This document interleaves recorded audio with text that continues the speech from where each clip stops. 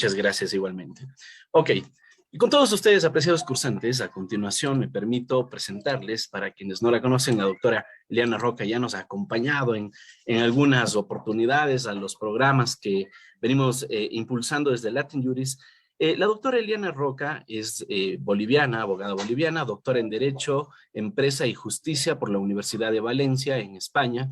Tiene un postdoctorado en Nuevas Tecnologías y Derecho, Mediterráneo Internacional, Centro de Derechos Humanos, Reggio Calabria, Italia. Tiene un máster en Ciencias Políticas, título otorgado por la Universidad Mayor de San Simón de Cochabamba. Obtuvo el título de Estudios Avanzados en Derecho en la Universidad de Valencia en 2007. Es abogada de la Universidad Autónoma Gabriel René Moreno. Es docente titular de la Universidad Autónoma Gabriel René Moreno, dictando la cátedra de Derecho Internacional Público y también Derechos Humanos y Sistema Indígena. Es profesora de la Escuela de Posgrado en Ciencias Jurídicas y Sociales en dicha universidad. El tema, tal como lo hemos anunciado previamente que abordará la doctora Eliana Roca, tiene que ver con la protección del derecho al trabajo en tribunales internacionales. Y a propósito de la experticia que tiene la doctora Eliana Roca en materia de derechos humanos, ella nos va a comentar algunos procesos que han trascendido esa conflictividad local dentro de nuestros países para llevarlos inclusive a tribunales internacionales, y en ese sentido cómo ha resuelto la Corte Interamericana de Derechos Humanos estos procesos. Así que estamos frente a una ponencia muy interesante y desde luego frente a una de las profesoras más calificadas, yo diría maestra de algunos maestros bolivianos, así que es un honor, estimada doctora, bienvenida, lo escuchamos.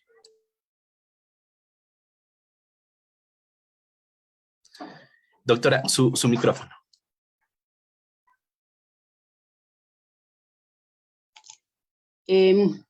Muchas gracias, Damián, por tu gentil presentación. Muy a gusto de poder participar en este diplomado de Derecho Laboral.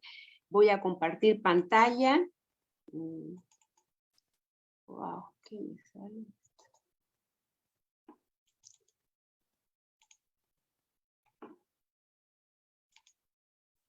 Bueno, en realidad la protección internacional de los derechos laborales ante la Corte Interamericana, es imposible hablar de los derechos laborales sin hablar de los DESCAS, de los derechos económicos, sociales, culturales y ambientales. Como nosotros sabemos, los derechos humanos son aquellos principios y normas que en el transcurrir del tiempo garantizan la libertad, igualdad, ¿no? La dignidad de las personas, que están garantizados en los tratados internacionales y en nuestras constituciones. El maestro Bobbio nos decía que fundamentalmente la razón de los derechos sociales como la educación, el trabajo, la salud, es una razón igualitaria. Los tres tienden a ser achicar las desigualdades sociales, ¿no? En ese sentido es muy importante, ¿no?, tener en cuenta, ¿no?, que estos derechos tienden a achicar las desigualdades sociales. Y en ese sentido tenemos que tener muy en cuenta lo vertido por el colega que me antecedió, las características que tienen los derechos, la no regresividad, la progresividad, y también los instrumentos en materia de derechos humanos, las observaciones del Comité de Derechos Humanos que han señalado que sí, son progresivamente el cumplimiento de estos derechos, pero llega un momento que sí, que estos se tienen que ir cumpliendo, ¿no?, que no pueden esperar las caléndulas griegas, ¿no? Es decir, que sí, son progresivos, pero que tiene que haber un momento que esa progresividad tiene que cumplirse, ¿no? Entonces, son derechos que son derechos igualitarios. En ese sentido, también hubo un gran debate en América Latina, que eran normas programáticas, ¿no?, que ya fue superado a nivel mundial, porque tanto los derechos civiles y políticos como los derechos económicos, sociales y ahora ambientales implican tanto políticas de hacer como de no hacer. Es decir, que, por ejemplo, en los derechos civiles y políticos, el Estado tiene que hacer políticas públicas, la administración de justicia para garantizar el derecho a la justicia, el acceso a la justicia, tiene que erogar, contratar jueces, tiene que conformar los tribunales, ¿no? Y tiene que, por supuesto, también abstenerse de violentar las libertades, porque una de las cosas que siempre se cuestionaba a los derechos sociales, como el trabajo, como la salud y educación, que eran derechos muy costosos, pero al final de cuentas, ambos, tanto los derechos civiles como los derechos civiles y políticos, como los derechos económicos y sociales, implican un gasto, ¿no? También, por ejemplo, los derechos políticos, el hecho de llevar a cabo una elección, un proceso electoral, implica también el proceso electoral, la votación, ¿no? Los vocales electorales, etc. Entonces, es así que quede bien claro que ambos derechos implican políticas de hacer, ¿no? Hacer políticas sociales, implementar, erogar gastos, y también de abstención, porque también la libertad de pensamiento tiene que garantizar el Estado, pero también la libertad de huelga, que es un derecho social por excelencia, también tiene que abstenerse y garantizar el Estado. María José Añón nos señala claramente que los derechos sociales nos permiten ver cómo vamos, son un test de exclusión, dice, nos permite ver cómo un Estado está garantizando estos derechos, cómo estamos en relación a la salud. Y la pandemia, por ejemplo, lo que nos ha permitido ver lo carente que estamos en relación a salud, a educación, la pandemia nos ha dado a todos el COVID. Yo acabo de salir, hace 2 semanas me vino, tengo 2 semanas justamente. A todos nos ha dado el COVID, pero los impactos diferenciados de esta enfermedad han sido muy devastadores, ¿no? En los pueblos indígenas, en los pueblos carentes, en los pueblos en las villas, ¿no? Etcétera, ¿no? Nosotros en la Convención Americana de Derechos Humanos, en la parte 1, en deberes y derechos, en el capítulo 3 tenemos incluidos los derechos económicos, ¿no? Y sociales, ¿no? Y es así que señala claramente que los estados se comprometen, ¿no? a adoptar las providencias tanto a nivel interno como a nivel externo, y con ayuda de la cooperación internacional, especialmente económica y técnica, para lograr progresivamente la plena efectividad de los derechos que se derivan de las normas económicas, sociales y sobre todo la educación, ciencia y cultura contenidas en la Carta de la Organización de Estados Americanos. Y después también nos señala en un párrafo posterior que progresivamente, ¿no? Nos habla de la progresividad que tiene que tener, ¿no? Ahora, es importante que tengamos en cuenta este artículo 26, que se encuentra en la parte primera, en la parte de derechos de la Convención Americana, y que nos remite a la Carta de la Organización de Estados Americanos, porque en base a este artículo 26, las sentencias de la Corte Interamericana se fundamentan en una interpretación sistemática, evolutiva, ¿no? Y holística.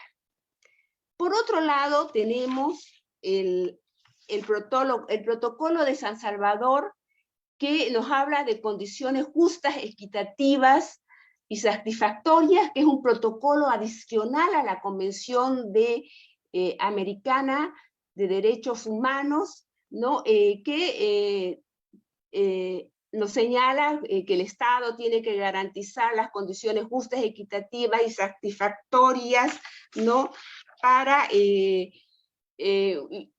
un salario, una remuneración que asegure como mínimo a todos los trabajadores las condiciones, ¿no? Para una subsistencia digna, ¿no? El derecho del trabajador a la promoción, al ascenso dentro de su trabajo, a la estabilidad de los trabajadores en su empleo, ¿no? Y a la seguridad e higiene en el trabajo. Ahora, hay un problema en este protocolo que en realidad que vendría a ser solamente reconoce el protocolo la competencia para ejecución directa solamente en derechos sindicales y en el derecho a la educación.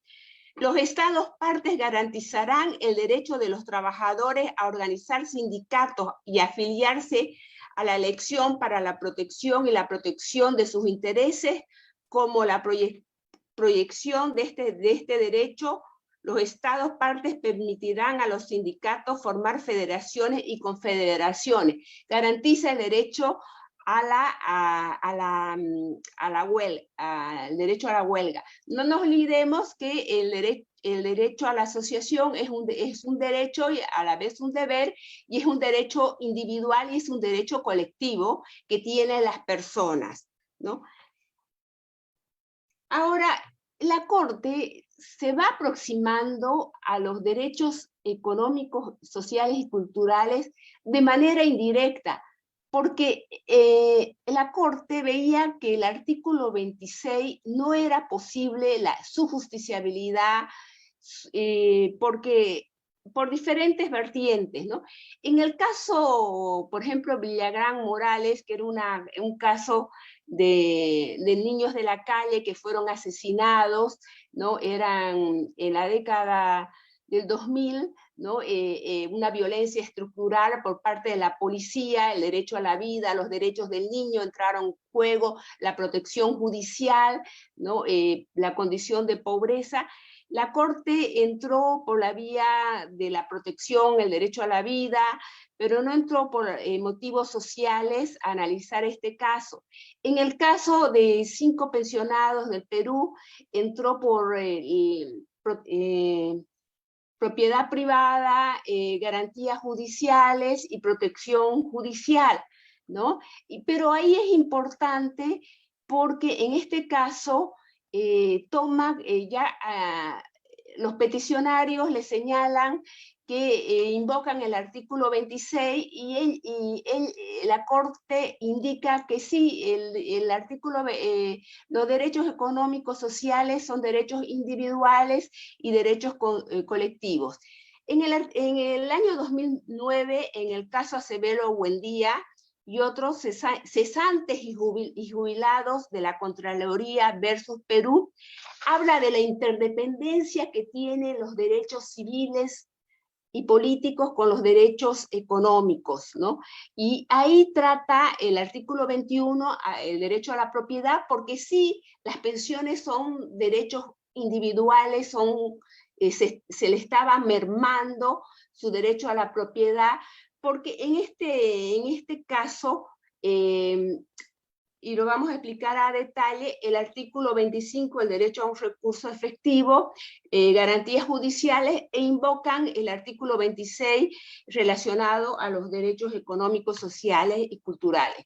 Este caso, los peticionarios presentan la petición en diciembre, el 12 de noviembre, diré, de 1998, tiene el informe de admisibilidad por parte de la Comisión Interamericana de Derechos Humanos con sede en Washington el 9 de octubre del 2002, y es un caso de 273 miembros, ¿no? De Asociación de Cesantes y Jubilados de la Contraloría General del Perú, que se acogieron al régimen de pensiones regulado por el decreto 20503, el cual establecía una pensión de jubilación nivelable.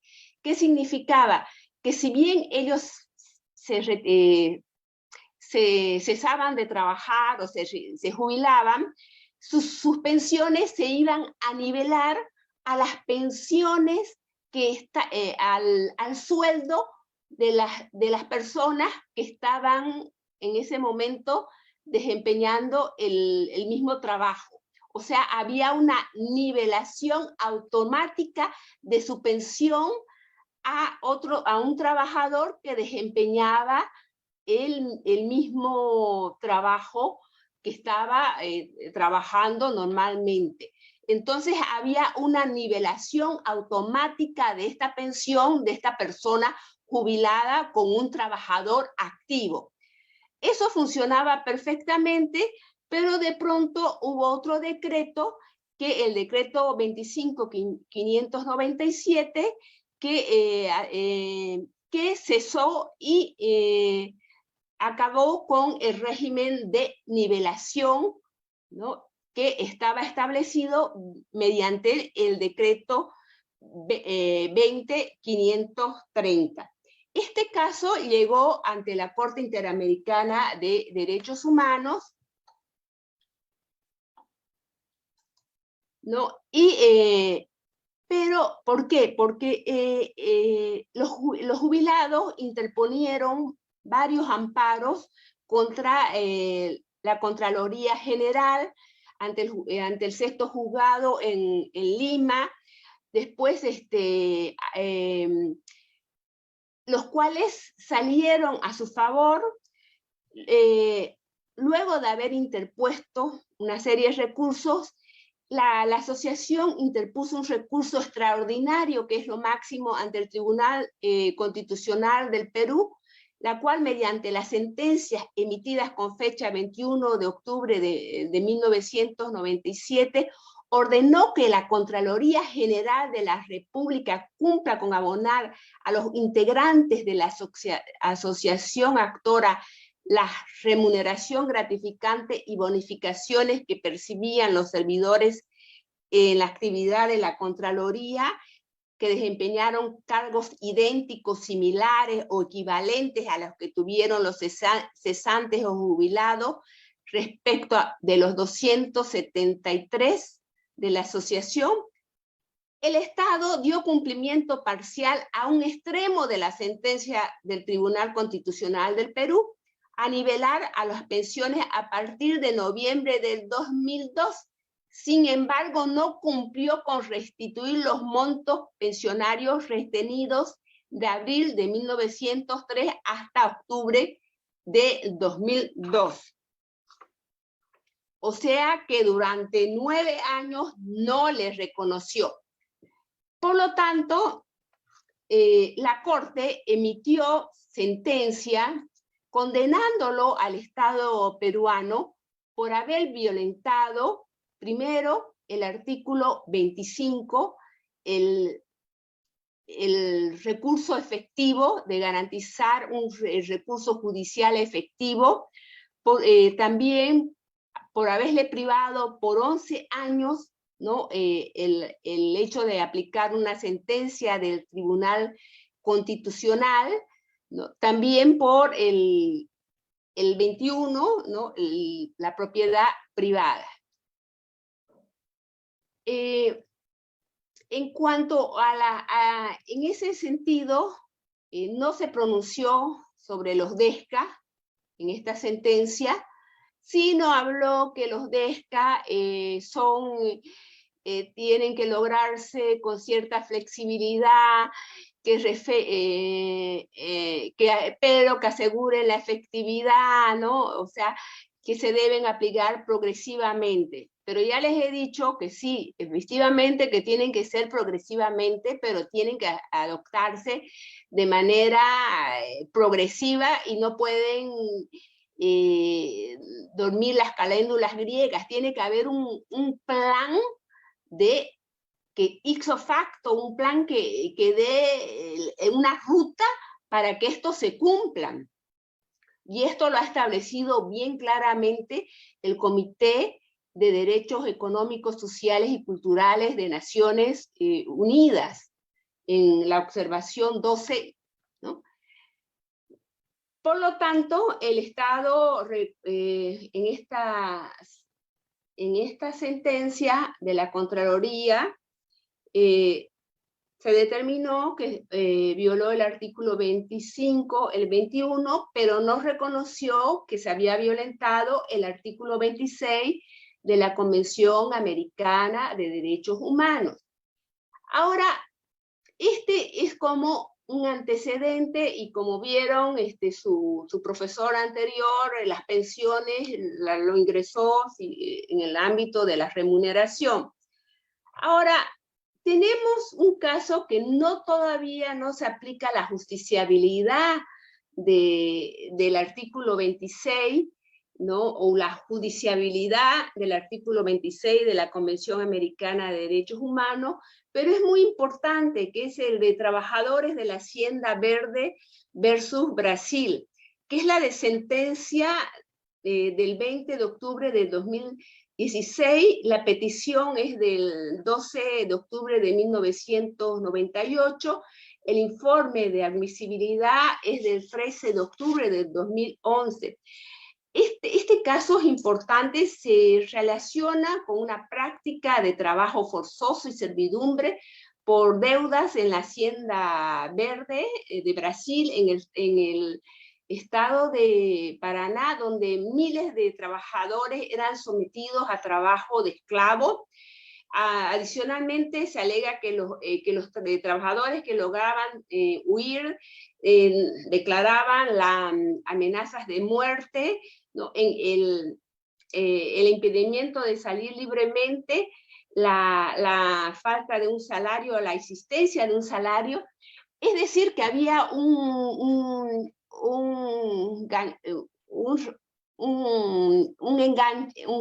gato que le llamaba un enganche, que nosotros le llamamos enganche, que lo contrataba en cualquier lado de Brasil, ¿no? Los trasladaba, le ofrecía salarios fabulosos, y cuando ya llegaba a la Hacienda Verde, ni bien había llegado, ya tenía deudas por el traslado, por la comida, por el traslado, es decir, el bus, la comida, y ya tenía deudas por la carpa donde iba a dormir. No obstante, que las condiciones en que eran trasladados en trenes donde trasladaban a los animales, ¿no? O sea, una vez que eran enganchados, si quieren, que les iban a pagar salarios fabulosos, los llevaban a trenes donde llevaban los animales, ¿no? Llegaban a la hacienda e inmediatamente le quitaban su carnet de identidad, ¿no? Y le daban una ficha, y ahí ya le decían, tenía una deuda por el transporte, una deuda por la alimentación que había tenido, etc. Y las condiciones que vivían eran en unas carpas donde el techo era de plástico. Después salían a trabajar a las 4 de la mañana, dormían 6 horas, todos caían enfermos de hongos porque era una zona muy húmeda, no había servicio médico, el baño, la misma agua que tomaban era cerca del baño, eran unas condiciones insalubres. Esto se descubrió porque dos jóvenes adolescentes lograron huir y fueron a la policía y denunciaron. Y Cáritas de Brasil fue y hicieron una inspección sorpresa y tomaron, y muchas de las personas salieron en esa oportunidad y comenzó la denuncia. Pero la investigación no prosperó y después hubo como un circuito vicioso entre que cuando iba la dirección del trabajo, el personal de la Hacienda Verde se ponía todo ok, ¿no? Y ponían los trabajadores que todo funcionaba bien, pero digamos, y este es un caso del 88, lo que sucedió en el 90, esta situación, pero durante años estuvieron ese tipo de relación. Ahora, ¿por qué se lo juzga a Brasil? Porque no supervisó la dirección del trabajo, no obstante que ya sabía adecuadamente a esta hacienda, a esta empresa, no obstante que ya desde el 88, en 1988 y en el caso del 90, que se había descubierto este caso de estos adolescentes, durante varios años no supervisó adecuadamente, y cuando iban más bien había un contubernio entre los propietarios con ciertas autoridades del ministerio, ¿no? O sea, y hasta que llega el caso a la Corte Interamericana. No obstante que en el 95, en 1995, Brasil reconoce trabajo esclavo o como formas análogos del trabajo esclavo, porque Brasil, donde se da este tipo de trabajo, son en zonas zonas afrodescendientes, donde hay gran población de origen afrodescendiente, donde las condiciones de pobreza son muy grandes, analfabetismo, etc. ¿No? En ese sentido, por eso el caso fue relacionado al trabajo forzoso, esclavitud, servidumbre, el artículo 6 de la Convención Americana de Derechos Humanos, y sabemos pues, que el artículo 27 ataca al núcleo duro de los derechos humanos, ¿no? La prohibición de la esclavitud es considerada como una norma imperativa del derecho internacional de jus cogens, ¿no? Y conlleva obligaciones erga omnes, o sea, porque ataca al núcleo duro de los derechos humanos, ¿no? Y bueno, y hay normas como la Convención sobre la Esclavitud de 1926, la Convención Suplementaria de Abolición de la Esclavitud de 1956, pero fundamentalmente en la Convención es clara, ¿no? La Convención en su artículo 6, que nadie puede ser sometido a la esclavitud, a la servidumbre, al trabajo forzado o a la trata de personas, es bien claro. ¿No? Y acá las nuevas formas de esclavitud, ¿no? Porque ya no tenemos la esclavitud tradicional, porque inclusive la trata de personas es nuevas formas de esclavitud. La trata de personas con fines de prostitución está considerada como una nueva forma de esclavitud en la actualidad. Entonces, acá, por ejemplo, podemos ver, ¿no? Castración mediante promesas falsas o engaños, traslado de personas con fines de explotación, abuso de situación de vulnerabilidad, y aquí se cumple abuso de situación de vulnerabilidad. Eran gastados personas pobres, eran traslado de personas con fines de explotación, era castración mediante promesas falsas, control sobre las pertenencias personales. Inmediatamente llegaban a la Hacienda Verde, todo su carnet de identidad, su ropa inclusive era retenida, documentos, intimidación, amenazas, violencia, maltrato, tratos crueles, salarios irrisorios, retención de esto, ni bien ingresaban a la hacienda, no habían trabajado, ya tenían deuda, servidumbre por deuda, jornadas laborales excesivas, obligación de vivir en un lugar de trabajo, etc. Como ven, se cumplían todas las nuevas modalidades, de nuevas formas de esclavitud. Y la Corte Interamericana concluyó que se había violado el derecho a la personalidad, la integridad, la esclavitud, la libertad, la dignidad, la circulación, no podían salir, las garantías judiciales, porque este caso demoró, porque en una primera fase se pensó que iban a llegar a una solución amistosa.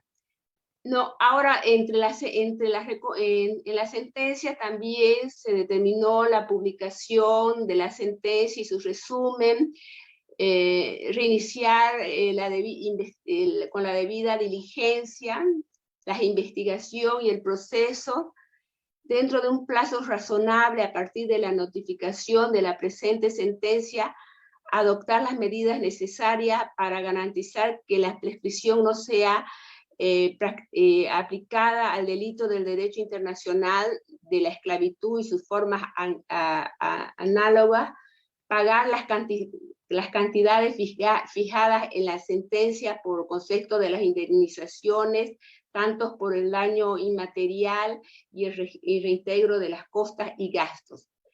Pero este caso, digamos, es más por esclavitud. Pero ahora vamos a ver ya aquí cuando la Corte ya cambia y aplica el artículo 26 de la Convención Americana, realizando una interpretación holística, una interpretación evolutiva del artículo 26, ¿no? Y el primer caso es en la sentencia del 31 de agosto del 2017, en el caso Lagos del Campo versus Perú. Este caso se relaciona con el despido del señor Alfredo Lagos del Campo como consecuencia de una manifestación realizada a la prensa, ¿no? Él era presidente del comité electoral de la comunidad industrial de la empresa Ceper Pirelli. Él presidía un comité electoral y en ese comité electoral él señalaba que había una serie de manipulaciones por parte de la parte empresarial.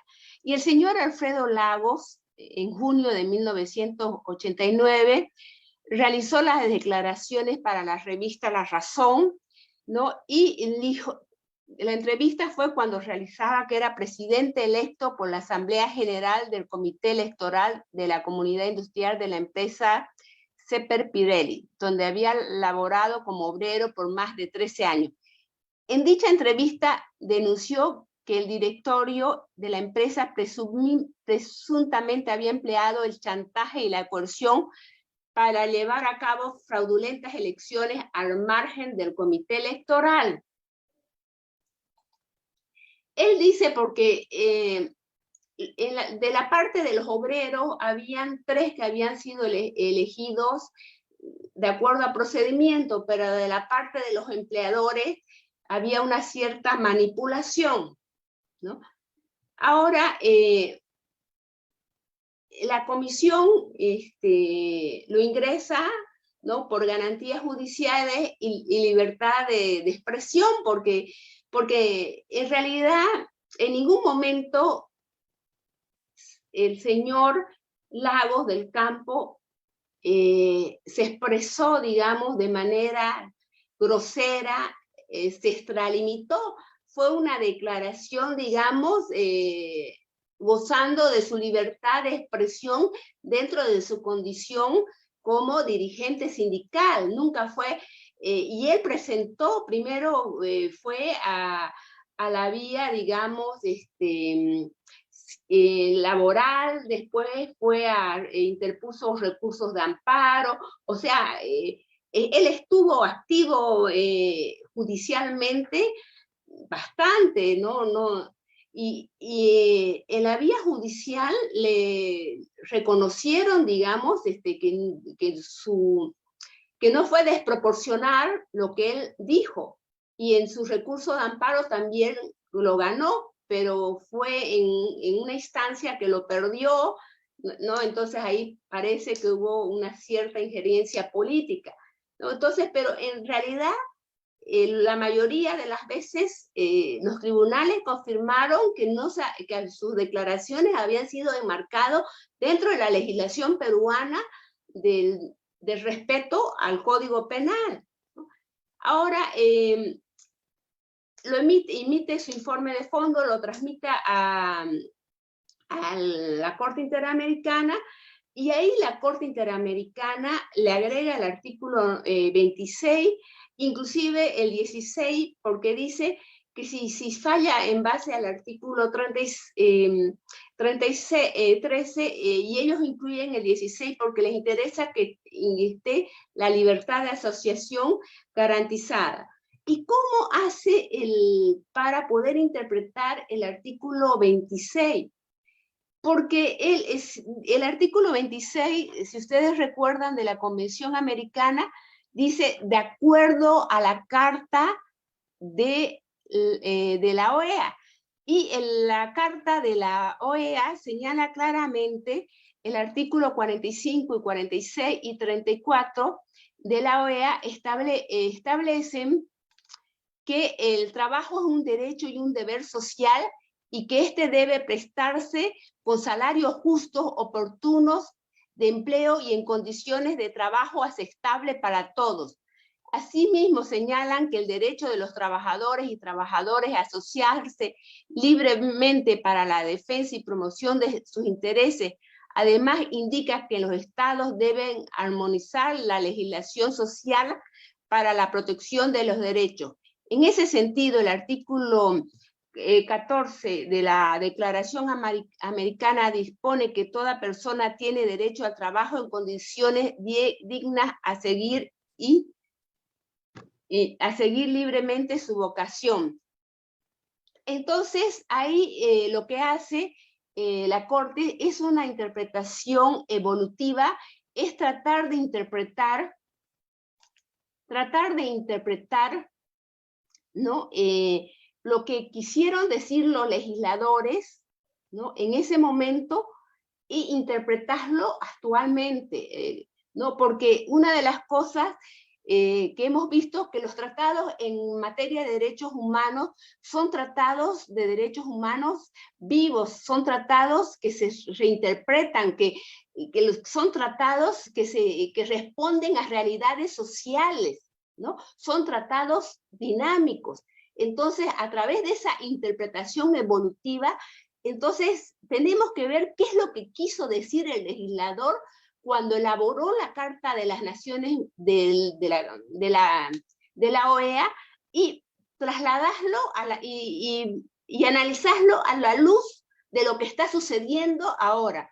Entonces, y aparte de eso, tenemos la opinión consultiva que señala que claramente también tenemos que ver, ¿no? Todo en relación a la Declaración Americana de Derechos Humanos. Y haciendo esa interpretación evolutiva, esa interpretación holística, y no solamente holística, porque también utiliza otros tratados del sistema universal, ¿no? Como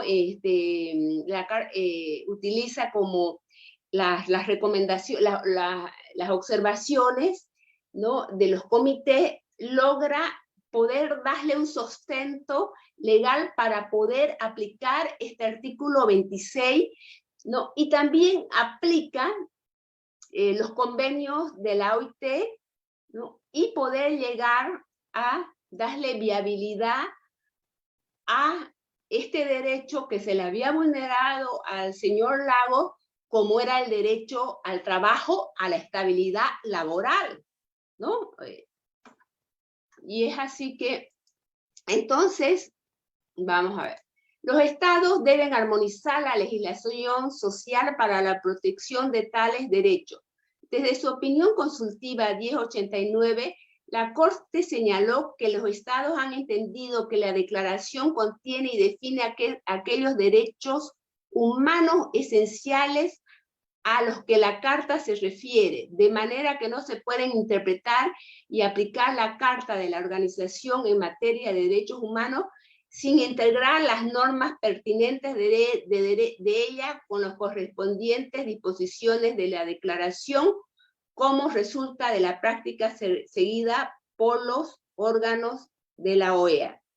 En el párrafo 144 de la sentencia, en ese sentido, el artículo 14 de la Declaración Americana dispone que toda persona tiene derecho al trabajo en condiciones dignas y a seguir libremente su vocación. Tal disposición resulta relevante el alcance del artículo 26, dado que la Declaración Americana constituye en lo pertinente y en relación con la Carta de la Organización una fuente de obligaciones internacionales. Y después lo trae en relación con el artículo 29, que ninguna disposición puede ser de la presente convención puede limitar o excluir aspectos de la Declaración Americana, ¿no? Por lo visto, por lo que vemos, hace esta interpretación evolutiva, sistemática. ¿Por qué sistemática? Porque no solamente interpreta el artículo 26, sino interpreta el artículo 29 de la Convención, ¿no? Y se va holística, va inclusive abarcando otros tratados como la Carta, como la Declaración Americana de Derechos y Deberes del Hombre, y se va a los tratados, ¿no? Como el Pacto de Derechos Económicos, Sociales y Culturales, se va a las observaciones, ¿no? A las observaciones, a la Declaración Universal, o sea, pero no todo es, ha habido disidencia en esta sentencia. Por ejemplo, el colombiano, el doctor Hugo Villagroso, Oporto también, o sea, ha habido disidencia, ¿no? Porque es una línea muy fuerte. Bueno, ahora está aquí la sentencia, que el Estado es responsable por la violación del derecho a la libertad de pensamiento y de expresión, el artículo 26 de la Convención Americana, ¿no? El artículo 16, ¿no? De la Convención Americana, y también en cuanto al daño emergente, ¿no? Los gastos incurridos por el señor Lagos en el proceso judicial de 20.000, el lucro cesante o pérdida de ingreso, un monto razonable de $30.000, etc. Ahora también, en el caso de trabajadores cesados de Petroperú, también la Corte hace el mismo razonamiento. No fueron trabajadores despedidos, y este fue en el caso durante el gobierno de Fujimori, ¿no? Que fueron cesados por una reestructuración administrativa, es decir, con una evaluación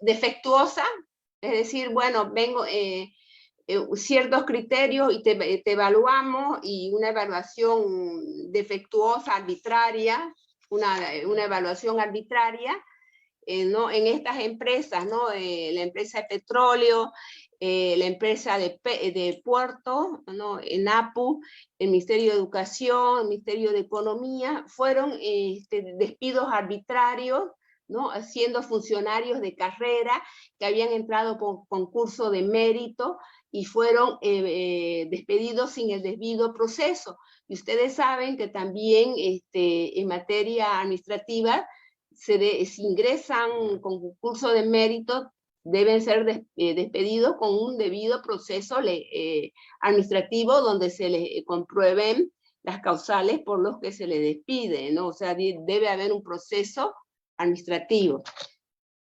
Y la Corte también hace el mismo razonamiento que el caso anterior. Ahora, este caso me parece que es bastante interesante, es una sentencia del 15 de julio del 2020, en plena pandemia, ¿no? También esta es una ciudad de Brasil, ¿no? Es empleados de la fábrica de fuegos en San Antonio de Jesús y familiares versus Brasil. Se le declaró responsabilidad internacional por la violación a diversos derechos en perjuicio de personas fallecidas, 60 personas fallecidas, ¿no? Y sus familiares y 6 personas sobrevivientes. Y aquí hay el mismo padrón, ¿no? De violencia estructural, población afrodescendiente, ¿no? Pobreza extrema, y aquí lo importante, la mayoría, hay una violencia de género, porque la mayoría eran mujeres, ¿no? Un niño, la mayoría eran personas hasta los 19 años, habían 19 niños, si no me equivoco. A ver, vamos a ver bien. No, eran 60 personas fallecidas y 6 heridas en la explosión de una fábrica de juegos artificiales en el municipio de San Antonio de Jesús, estado de Bahía, así como 100 familiares de personas fallecidas y sobrevivientes en la explosión. La Corte encontró que como consecuencia de la explosión fueron violados los derechos a la vida, a la integridad personal, trabajo en condiciones equitativas y satisfactorias, los derechos de la niña y niño, igualdad y no discriminación, protección judicial y garantías judiciales. En consecuencia, la Corte declaró que el Estado es responsable por la violación del artículo 4.5, 5, 19, derechos del niño, igualdad, derechos económicos, sociales, ¿no? Vida, integridad física y psicológica, etc. ¿No? El hecho, el 11 de diciembre de 1998 se produjo una explosión en una fábrica de fuegos artificiales en San Antonio de Jesús, en el estado de Bahía. La fábrica consistía en un conjunto de carpas ubicadas en potreros con algunas mesas de trabajo compartidas. Como consecuencia de la explotación murieron 60 personas. Entre las personas que perdieron la vida se encontraron 59 personas, de las cuales 59 personas eran niñas y un niño. Entre las personas sobrevivientes se encontraban 3 mujeres adultas y un niño. Y muchas se encontraban en estado de adultos. Ninguna de los sobrevivientes recibió tratamiento médico adecuado. La mayoría eran afrodescendientes que vivían en condiciones de pobreza y tenían un bajo nivel de escolaridad. Eran contratadas informalmente y tenían salarios muy bajos. Acá lo que se pudo constatar otra vez, que el ejército, que era una atribución del ejército,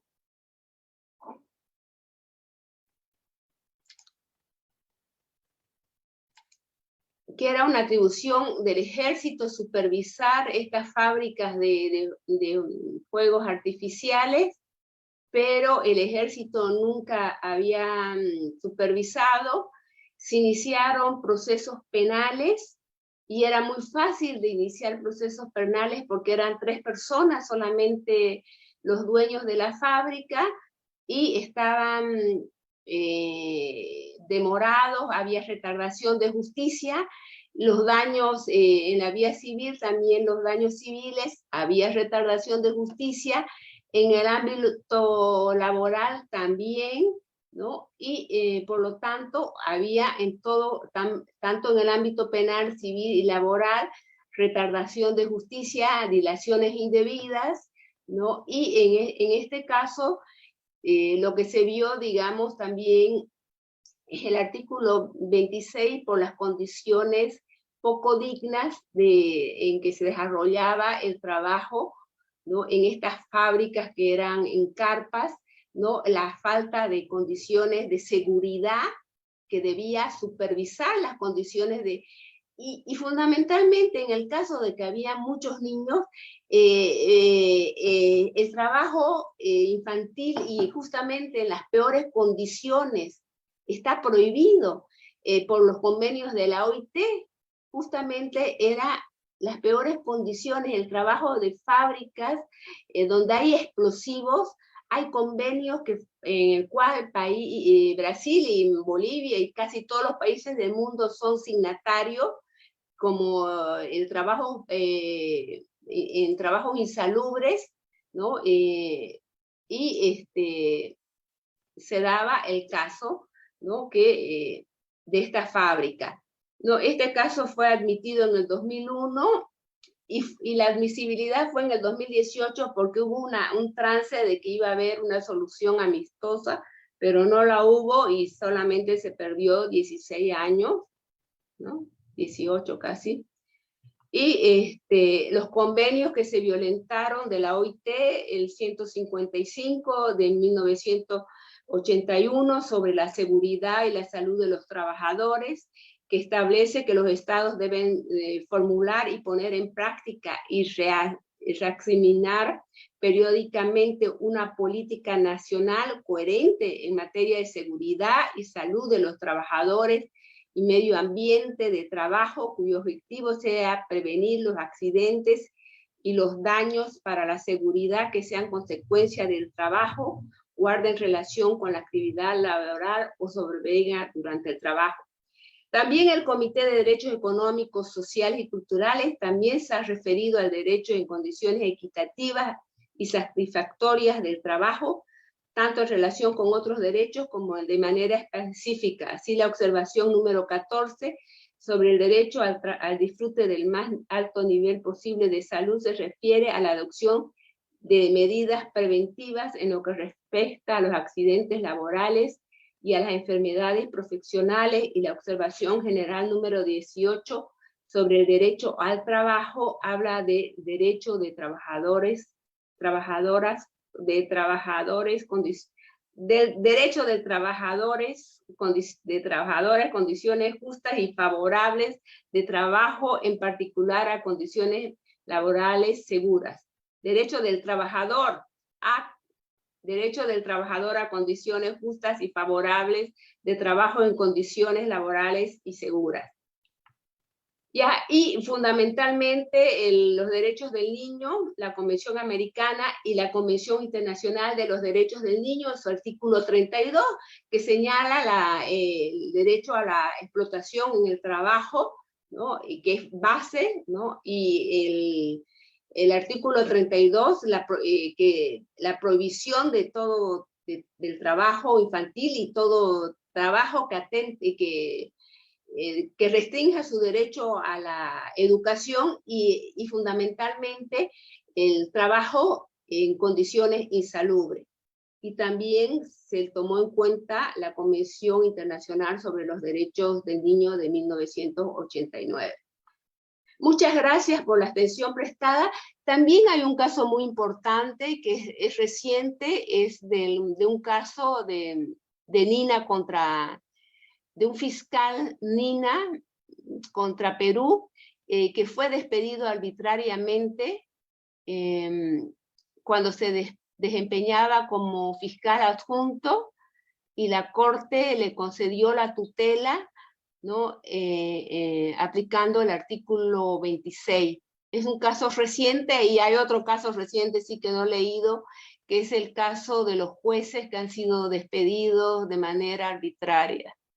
O sea que la Corte está tomando muy en cuenta todo el ámbito en materia laboral, ¿no? Y incursionando en áreas que hasta hace 5 años no tomaba en cuenta, ¿no? Aunque hay un gran debate en la misma Corte y también un gran debate entre los mismos, en el mundo académico, en cuanto a las sentencias. Hay gente que dice que está en un nivel muy rápido, que es un cuarto nivel.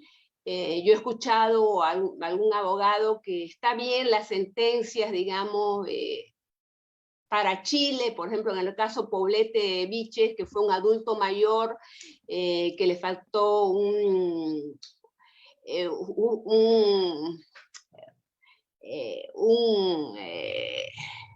le faltó un oxígeno, una terapia intensiva justamente, ¿no? Y murió. Entonces está bien que le exijan a Chile, pero las unidades de terapia, digamos, intensiva, pero digamos, se ponen en otros casos, por ejemplo, en mi mismo país, ¿no? Que los niveles que están exigiendo están bien para ciertos países, que las exigencias, pero bueno, es un debate, ¿no? Porque los niveles, digamos, porque está tomando parámetros, digamos, que me parecen muy bien de Naciones Unidas en cuanto a la accesibilidad, en cuanto a la accesibilidad de la salud para todos como un bien público, ¿no? Pero las exigencias y el cumplimiento, vamos a ver cómo reaccionan, el seguimiento que se tienen que hacer a estas sentencias, que digamos la mayoría datan de 2016, 2017, 2018, 2019 y 20. Sí. Muy bien, estimada doctora. Excelente, muchísimas gracias. Qué interesante todo lo que nos ha comentado. Yo, no sé, me atrevería a hacer una sugerencia. No sé si es que han existido o están en curso investigaciones relacionadas con los mecanismos implementados por el sistema interamericano para determinar ya a nivel de sociedades. Se observa que quizás hay más, por ejemplo, en materia de derecho laboral privado, se observa que hay estas nuevas formas de esclavitud, ¿no? El tráfico de personas para someterlos a trabajo gratuito, a trabajo esclavizado, etcétera. Eso sucede quizás más en el ámbito privado, mientras que en el ámbito público sucede más de esta arbitrariedad, de una cierta persecución de parte de una institución pública frente a los servidores, frente a los funcionarios. Entonces, a lo que voy es que posiblemente casos de mayor afectación, quizás de mayor envergadura en cuanto a la dignidad humana, se produce más en el sector privado, ¿no? Porque, claro, hay falta ahí de políticas estatales y en esa medida me atrevería inclusive a sostener la hipótesis de que eso pasa sobre todo con la gente pobre, ¿no? Con la gente más débil, con la gente pobre, porque claro, el funcionario público finalmente, digamos, es despedido arbitrariamente del Estado, pero normalmente es una persona que tiene una profesión y, no sé, tal vez se dedica a ejercer la profesión o busca otra alternativa en el sector público. Mientras que la persona que es pobre, a la que, como en los casos que nos comentaba la doctora de Brasil, no puede inclusive ni siquiera liberarse del lugar en donde está trabajando, entonces hay mayor afectación. Y en ese sentido, doctora, ¿hasta qué punto puede la Corte Interamericana y el Sistema Interamericano de Derechos Humanos ordenar a los estados y supervisar que se cumpla la orden de implementar determinadas políticas públicas, ¿sí? Para que pudiera entonces el Estado garantizar que no se repita nuevamente el hecho? Bueno, en la sentencia, la Corte Interamericana, primero, ¿no? Señala la publicación de la sentencia, ¿no? Este, ga, también que se haga un acto público para que la sociedad tome conciencia de estos hechos. Pero yo pienso que más que todo es la misma sociedad que está tomando conciencia, porque indudablemente el tema de trata y tráfico de jóvenes, ¿no? Por ejemplo, en mi caso, en Bolivia, tenemos muchas niñas que son llevadas hacia la prostitución, hacia Buenos Aires, o muchos o personas, inclusive adultos, que son llevados al trabajo clandestino en Buenos Aires, a la fábrica, a los trabajos clandestinos, ¿no? Entonces yo pienso que la sociedad está tomando conciencia y los medios de comunicación juegan un rol, y yo creo que la sociedad cada vez está más empoderada y va a venir desde la sociedad, porque esto tiene que parar, ¿no? Y tanto la policía, tanto el Estado, todos los diferentes estamentos, policía, ministerio, está comenzando a ha tomado conciencia, porque es un tema que atañe a todos los países latinoamericanos. O sea, el tema de trata y tráfico parece que ya es muy grave hace años, y que están tomando acciones en conjunto, tanto los ministerios, la policía, porque no, o sea, el tema de violencia hacia la mujer, ¿no? Y justamente, o sea, el tema es que como son sectores empobrecidos que son más fáciles de engañar, y realmente el tratante identifica al sector más vulnerable. O sea, el tratante identifica a la persona que es más vulnerable, cuyo padre va a tener mayor dificultad al denunciar, cuyo padre va a tener menos medios para armar la logística para hallar más rápido, ¿no? Entonces, yo pienso que es una cuestión de organización desde los estados latinoamericanos. La Corte podrá, a través de sus sentencias, señalar, ¿no?, que los estados tomen las acciones pertinentes para que estos hechos no se vuelvan a dar lineamientos de que sí, da lineamientos de que inicien políticas públicas, ¿no? El Estado debe iniciar políticas públicas para que estos actos no se vuelvan a suceder. O sea, es a través de una política pública de Estado en relación a la trata de personas, ¿no? Es a través de una política, y ¿no? O sea, que el Estado inicie políticas públicas para erradicar el trabajo infantil, por ejemplo. Excelente, estimada doctora. Vamos a darle la palabra a Fernanda, que había levantado su mano para hacer una pregunta. Estimada Fernanda, buenas noches, por favor, la escuchamos. Muy buenas noches, doctor Damián. Buenas noches a cada uno de los abogados y doctores aquí presentes, así como los estudiantes. Doctora Eliana, excelente exposición, me gustó muchísimo. Me dio la impresión de que habla portugués, no estoy segura de eso, pero me dio la impresión por el acento, pero excelente. Le quería preguntar, y tal vez la pregunta pueda ser un poco fuera de lugar, posiblemente, pero le quería preguntar si usted considera que el coyoterismo puede ser una forma indirecta de esclavitud en la época actual. Dado el caso que usted se refirió, ¿verdad?, a personas que engañan a otras personas, ¿verdad?, con el fin de que ellos puedan conseguir oportunidades laborales.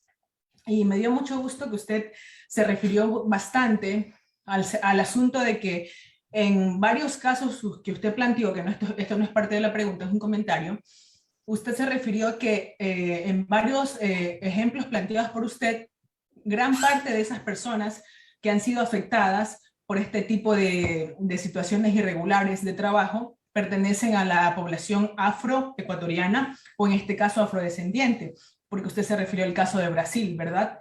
¿Por qué razón? Porque efectivamente es una realidad histórica, una realidad cultural, de que la población afrodescendiente, las poblaciones afrodescendientes o los pueblos afrodescendientes de América Latina y del mundo, efectivamente se han visto y siguen viéndose todavía inmiscuidos en situaciones de desigualdad, en este caso laboral, pero también social. Esa es la pregunta, mi estimada doctora, y muchas felicitaciones. Gracias por la oportunidad, doctor Damián. A todos. ¿Cuál es la primera palabra que ya, dijo? la pregunta que hice fue si considera que el coyoterismo o la inmigración está ilegal, puede ser indirectamente una forma de esclavitud en los tiempos actuales, esclavitud laboral, o que tiene la tendencia a dirigirse hacia esta situación.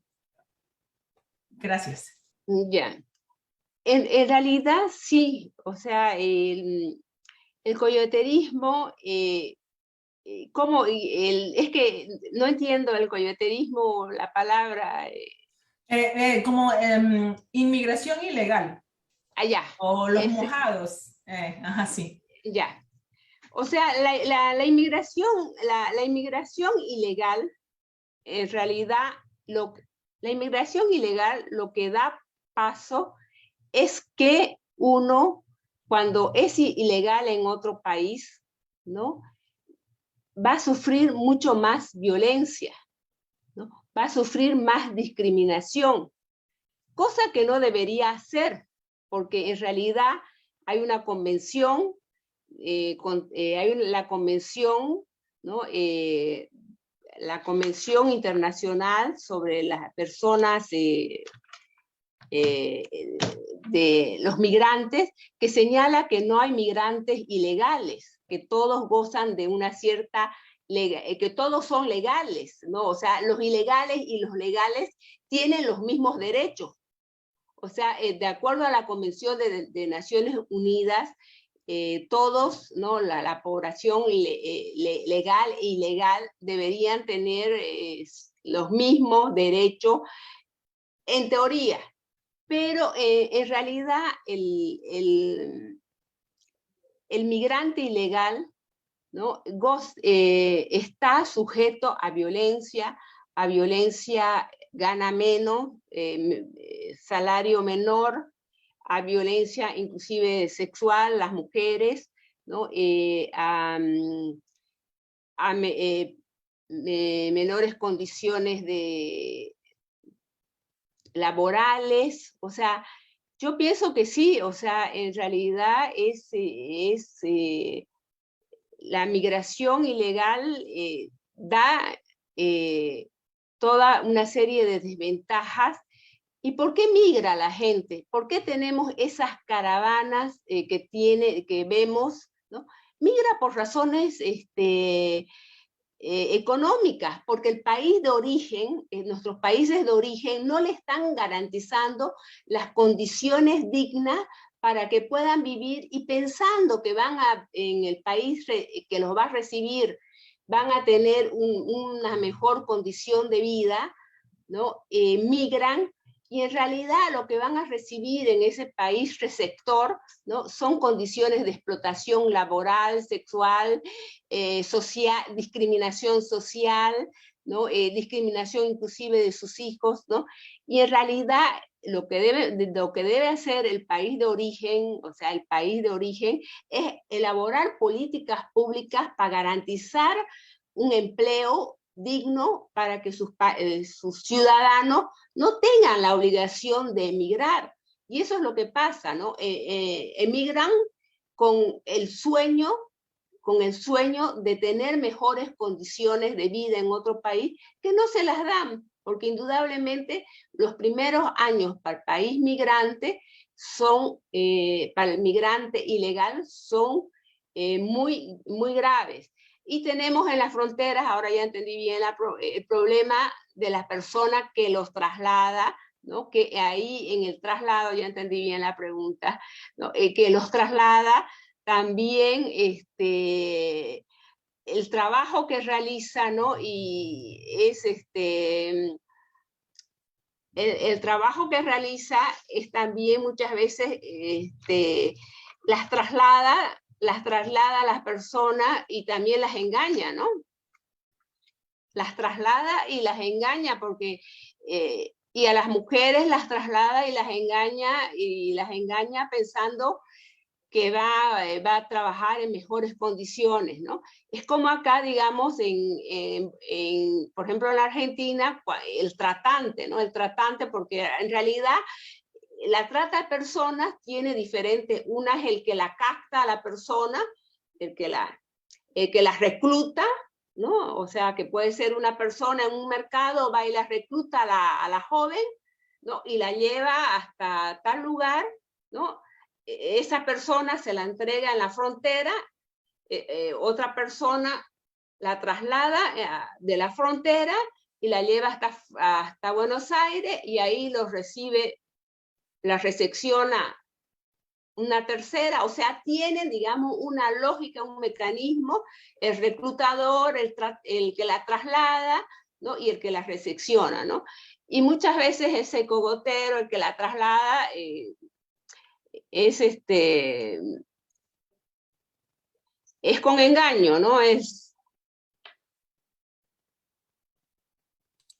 Ok, estimada Muchas doctora, gracias. muchísimas gracias. Muchísimas gracias, Fernanda, también por su pregunta, ha estado muy interesante. Y bueno, vamos con una última que nos trasladan de redes sociales. Sergio Pérez nos dice, felicitaciones, doctora. ¿Qué pasa en los países que han abolido los sindicatos y las empresas públicas y privadas han creado modificaciones de los salarios con pagos que le dan por nombres paquetes de pago salarial sin incidencia en el salario y despiden a los trabajadores sin derechos a reclamar en los entes gubernamentales y violan los derechos al trabajador? Bueno, no sé de qué país sea Sergio Pérez, pero parece que estuviera hablando de Ecuador. Bueno, yo pienso que el derecho a sindicarse es un derecho fundamental, ¿no? O sea, es un derecho humano el poder formar, ¿no? ¿No? Es un derecho individual, es un derecho colectivo, integrar, formar, ¿no? Yo no, o sea, está en todas las constituciones del mundo, integrar, formar un sindicato.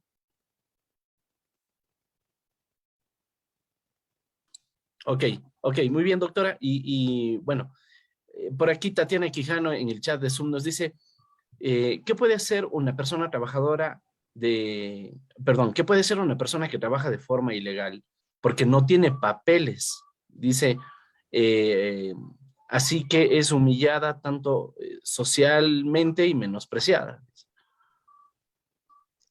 Bueno, lo primero que tiene que hacer uno es tener los papeles legalmente, ¿no? Pero de todas maneras, siempre hay instancias, en cualquier país, siempre hay instancias que trabajan en derechos humanos y que pueden ayudarle para que pueda tener sus papeles. Por ejemplo, Cáritas, o si usted vive en España, puede ir a cualquier Cáritas que le ayude a tramitar sus papeles.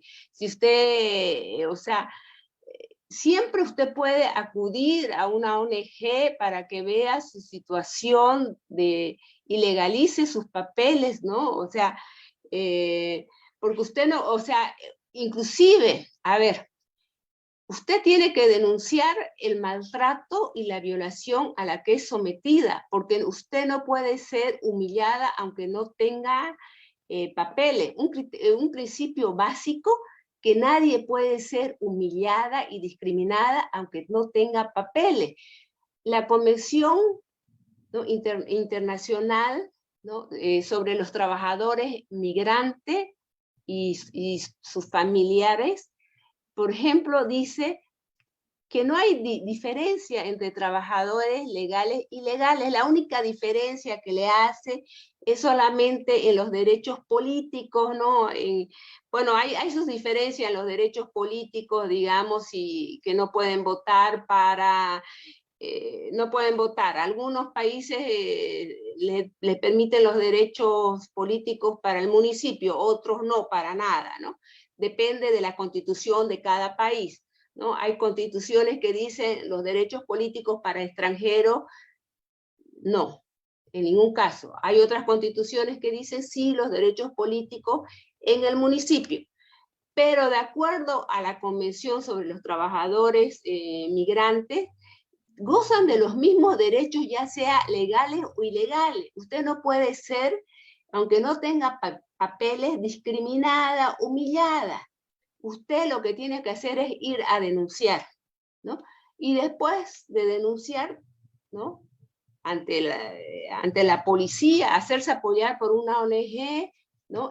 Pero usted no puede ser, porque una de las condiciones fundamentales de las que gozamos las personas es nuestra dignidad, y los derechos humanos tienen que ver sustancialmente con la dignidad que es intrínseca a nuestra persona. Por ser persona tenemos dignidad. Entonces, en ese sentido, ¿no? Usted tiene que denunciar porque es persona y no la pueden maltratar aunque tenga papel y aunque esté indocumentada. Y si denuncia y después se hace asesorar. Ok, excelente, doctora. Ha estado muy bien la ponencia, este espacio de preguntas y respuesta también, la verdad, ha sido muy interesante. Estimada doctora, agradecerle por su tiempo, por su espacio para compartir con nosotros y pues como siempre dejar abierta la posibilidad de que pudiera acompañarnos en futuras ocasiones. Sabemos que pues maneja sumamente bien el asunto del sistema interamericano de derechos humanos y tener una perspectiva que vaya más allá de lo nacional siempre es viable, saludable, sobre todo en condiciones en donde pues los estados tras la pandemia, lo último que quieren hacer es garantizar esa obligación jurídica internacional que está tan cuestionada por nuestros estados. Merece, por lo tanto, la pena tener una conferencia en este sentido y creo que ha sido muy bien lograda. Y por eso felicidades, estimada doctora, y pues le cedo la palabra para que pudiera despedirse también de esta audiencia. Bueno, muchas gracias a todos y a todas. Ha sido muy rica. Bueno, en realidad yo no soy brasilera, pero yo vivo al lado de Brasil.